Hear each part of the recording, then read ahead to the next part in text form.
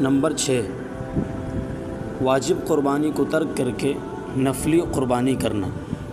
بعض لوگ اپنی اپنے گھر والوں کی جانب سے واجب قربانی کو چھوڑ کر مرحومین اور بزرگوں کی جانب سے قربانی کر رہے ہوتے ہیں، حالانکہ مرحومین کی جانب سے قربانی کرنا ان کے ایصال ثواب کے لیے ایک نفلی عمل ہے، جبکہ واجب قربانی کی ادائیگی ایک لازمی اور ضروری عمل ہے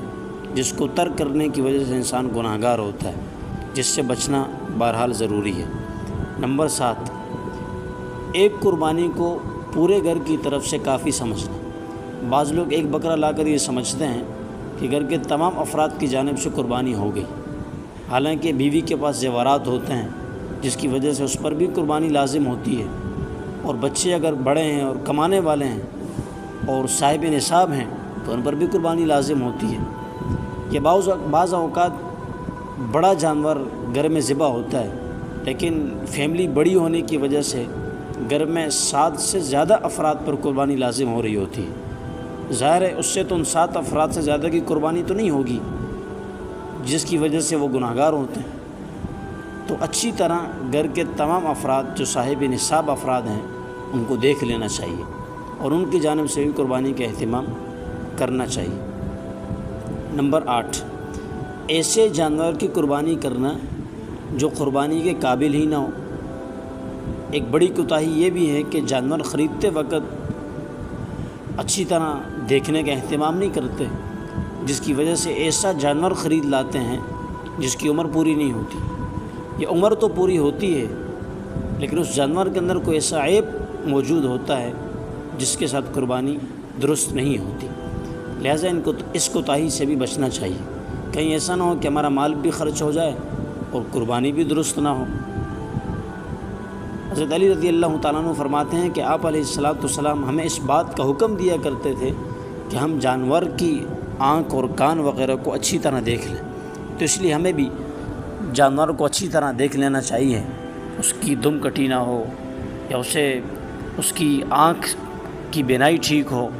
اور اس کا کان، یہ تمام چیزیں جو ہیں وہ منڈی سے ہی دیکھ کر بیل خریدنا چاہیے۔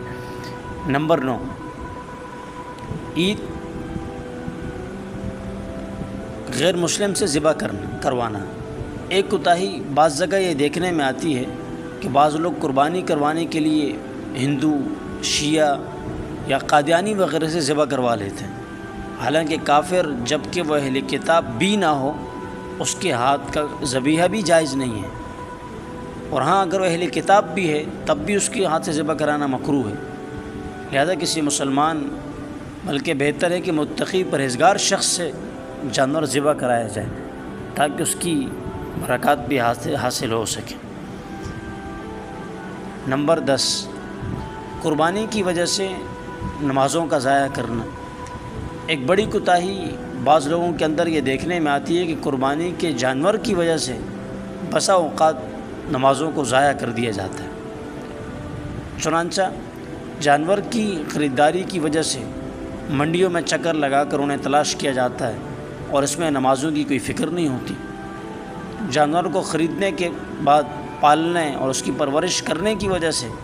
نماز کی فکر جاتی رہتی ہے، بلکہ بعض اوقات تو ساری رات نوجوان پوری رات لگا کر بیٹھ کر ہلا گلا کرتے ہیں لیکن نماز کی کوئی فکر نہیں ہوتی۔ عید الاضحیٰ کے دن جانور کو ذبح کرنے کی مصروفیت کی وجہ سے پورا دن لگ جاتا ہے اور نماز کی کوئی فکر نہیں ہوتی۔ جانور کے گوشت کی تقسیم اور پھر اس طرح کے کھانے بنانے اور مل جل کر کھانے پینے میں نمازوں کو بسا اوقات ضائع کر دیا جاتا ہے۔ یاد رکھیں قربانی ایک عبادت ہے اور اس عبادت کی وجہ سے